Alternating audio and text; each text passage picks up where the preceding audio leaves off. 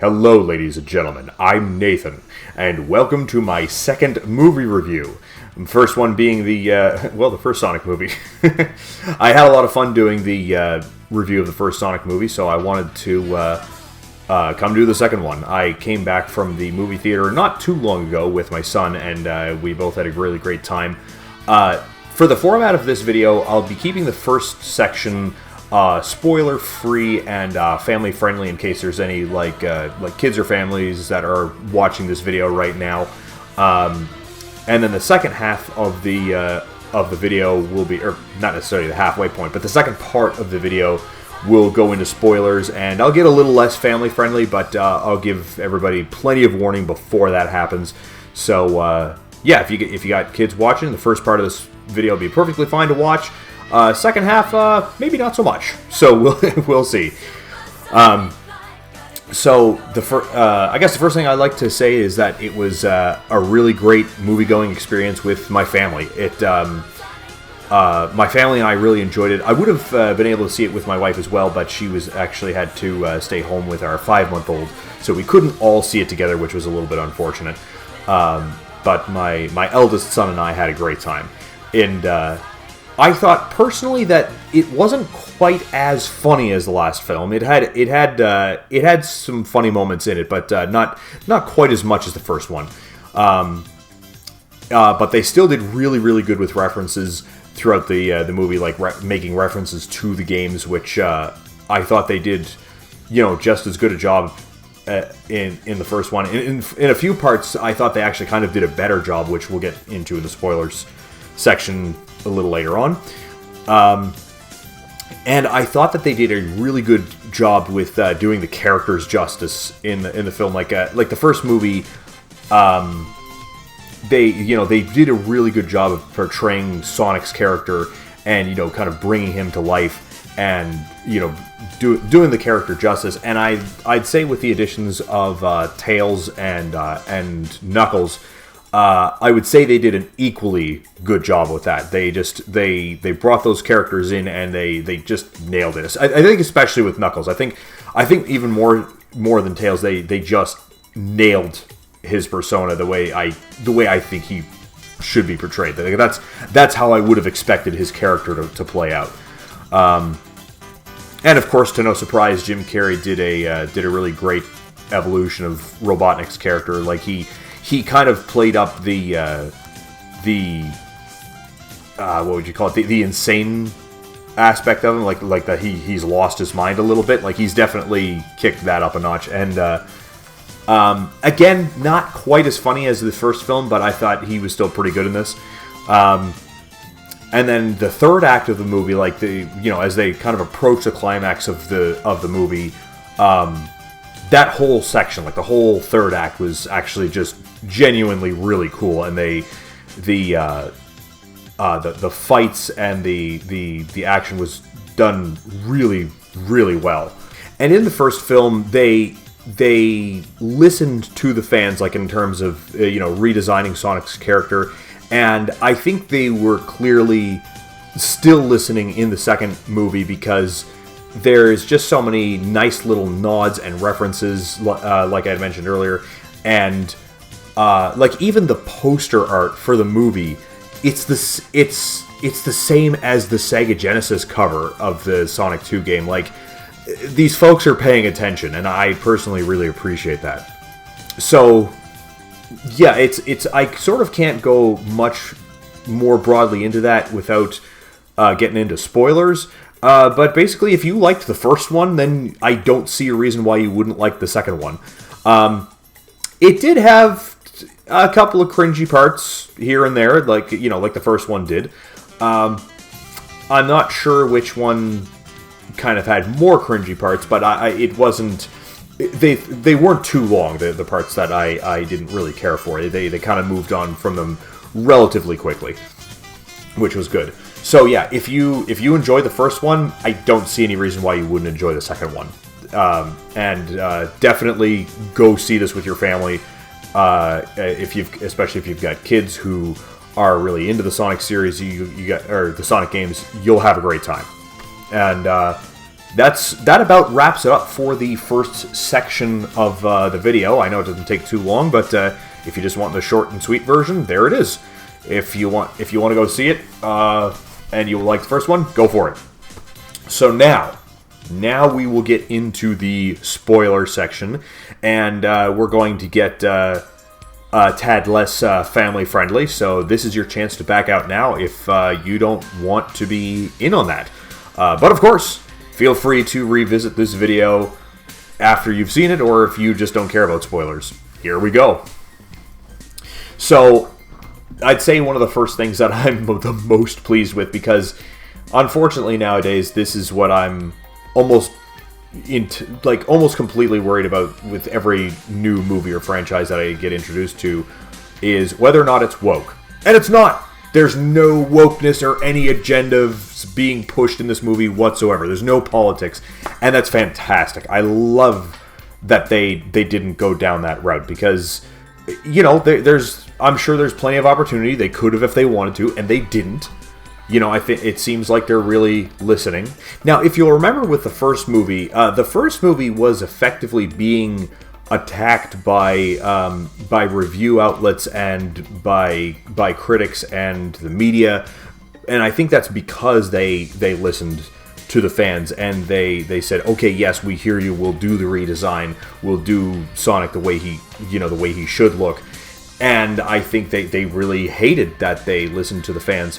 And so there was kind of this whole attack campaign really on it, and the whether it was through the critic reviews or how it was coincidentally kind of competing with the release of Birds of Prey, and so you had strangely enough, you had Birds of Prey fans that were attacking the Sonic film for some reason, even though they weren't actively competing each other, they just happened to be in the theater at the same time. We don't seem to really have that this time around with the Sonic movie. The closest thing I saw to that is that early critic reviews of Sonic 2 seemed like they were kind of shitting on it a bit. Before it was released to the public, it was getting 60% reviews, and not that I give Rotten Tomatoes a lot of credence, because I know that they curate their reviews. They'll remove negative ones if it's convenient for them, or they'll remove positive ones if it's convenient for them. But yeah, before the release of the movie to the general public, it was sitting at a 60% review. If I go check it now, as of the time of this recording, which was, not too long after it was released in theaters, it has a 68% on by critics, and then the audience score is 98%. So clearly people really enjoyed this and have been enjoying it. And again, not that you can necessarily go by Rotten Tomatoes. I wouldn't consider it an entirely trustworthy source at all. But yeah, typically if it's got a low critic review but an extremely high audience review, go with the audience review, of course. Actually, pretty much just always go with the audience review. Fuck critics. Professional critics. Yeah, fuck off. Just fuck right off. But anyway,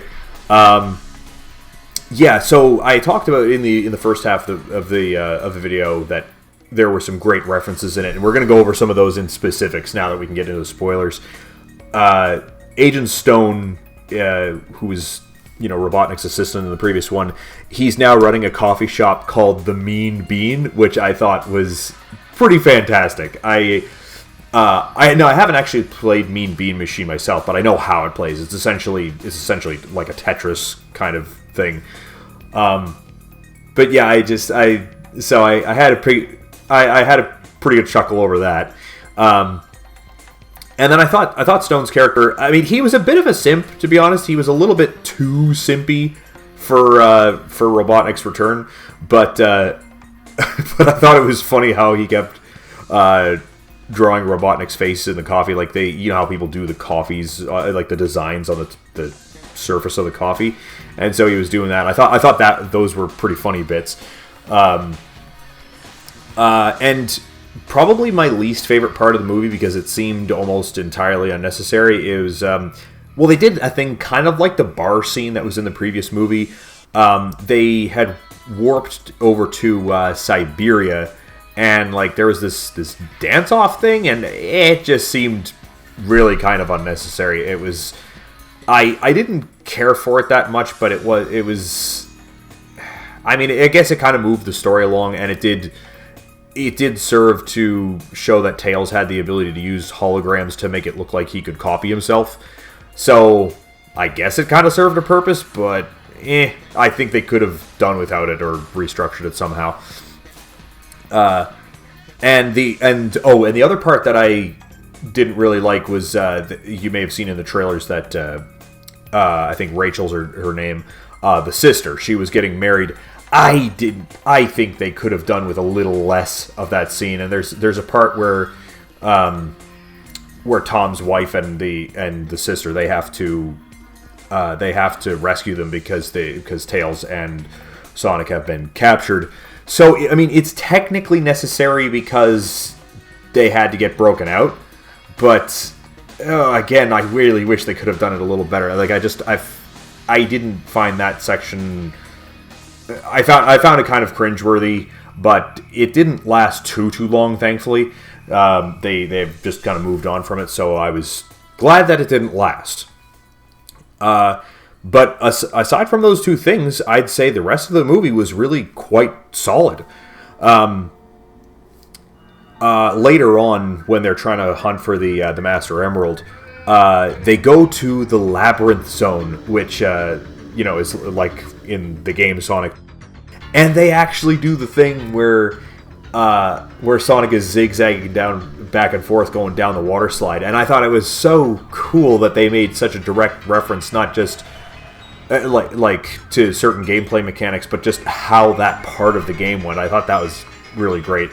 And like there was even a part where he was underwater and he had to use an air bubble to stay down a little longer, and I was just like, yes, they actually did their fucking research, unlike they did for the Halo series that's on Paramount Plus. Oh, good God, that's the less said about how they're butchering Halo, the better. Just a slight aside, I've been waiting for years, like since before there was HD TVs, I've been waiting and waiting. My brother and I have been waiting and waiting for like a Halo movie or a Halo series, and then they finally get one, and yeah, they didn't do any fucking research. It fucking blows. It blows chunks. Anyway, but my point is, the crew who are doing the Sonic movie did the complete opposite of that. They actually did their research. So then, the third act was definitely the high point of the movie. Like, they did a really good job with the going towards the climax. Like when they're all going for the Master Emerald, and there's a really good fight scene between Sonic and Knuckles. I thought they did a great job with that. And then eventually, as we can probably guess, Robotnik does get the Master Emerald, and he uses it to build a gigantic robot. And I gotta say, like, they knocked it out of the park with this giant robot. Like, this robot is so cool, and they really did a good job of making it look like a titan. Like, it's huge looking. And when he first activates it, they play the song "Walk" by Pantera. I think that's how you say it. And my only complaint about that was that they didn't play the song longer. Like like seeing that robot stomp around with the electric guitar blaring in that song. Oh God, that was like no joke. Like, yeah, it's a kids movie. Yeah, it's for families. But no, that part was fucking cool. I really liked that. And then when they were in there, they did kind of a nice little, again, another nice direct Sega reference where Agent Stone was trying to figure out how to use the robot, and he says, "Don't worry, it was right here in the manual." And he holds up a manual, and it was called like Walking Tank or something, and but it really looked like one of the manuals from one of the old Sega games. So I thought that was fun. Like, I really, I don't get sick of the references at all. Like, the more references, the better. I'm sure I missed a few because, you know, I'm not, you know, I played a lot of the retro Sonic games, but there's maybe some references that I don't think I'd get that others may have. So I'm sure there's some that I missed. And then, of course, the big reveal at the very end, like after, oh yeah, that's right too. And while it was predictable, I thought it was cool that they showed it. Just before, you know, Sonic and, you know, the family are defeated by Robotnik, Sonic gets to not go Super Saiyan. He gets to go Supersonic with the emeralds, and I thought that was really well done, and that was they did a great job with that. And so, what was I going to say besides that? Oh yeah, I forgot to mention that I thought that one of the greater character developments was with what's his name, with Knuckles, because towards the very end, like when he's becoming more good and he's realizing that Robotnik's not his friend, they did a good job with his character kind of, you know, loosening up and discovering, you know, like what fun is. Like I thought, like him kind of making those discoveries was funny. Like I thought they did a good job with that. But yeah, for the final reveal at the end, like after the credits start to roll for a bit, because they do an animated sequence kind of like they did at the end of the other one, and then they do the teaser, which is of course leading up to the third Sonic movie. They reveal Project Shadow, and they show this chamber thing opening up, and you see Shadow the Hedgehog in there. And I was actually genuinely surprised by that. I didn't think that they were going to reveal Shadow this early on, but I suppose that's actually a smart move, because apparently Shadow is like one of the most popular characters in the like the canon. Like people love his character. I know that they made a really awful game featuring him where he's got like a machine gun and rides a motorcycle, even though he could probably literally run 1,000 times faster than the motorcycle. But anyway, so yeah, he's going to be in it, and so I think that's going to be interesting. Now, that actually pretty much wraps up everything that I want to say about the movie. You know, if you liked the last one, you'll like this one. And it's not woke, no agenda pushing, which, beautiful. Keep it that way. Don't ever change it. Keep it that way. But just to speak real briefly on what they could possibly do with the third movie, we had some reveals that we weren't expecting until we got the trailer for it. Like the tease at the end of the first movie was that Tails came in. And of course the tease at the end of this one is that we know that Shadow is going to be in the next one. So I think maybe when they debut the trailer for Sonic 3 and whenever that comes out, they'll probably reveal some more characters as well.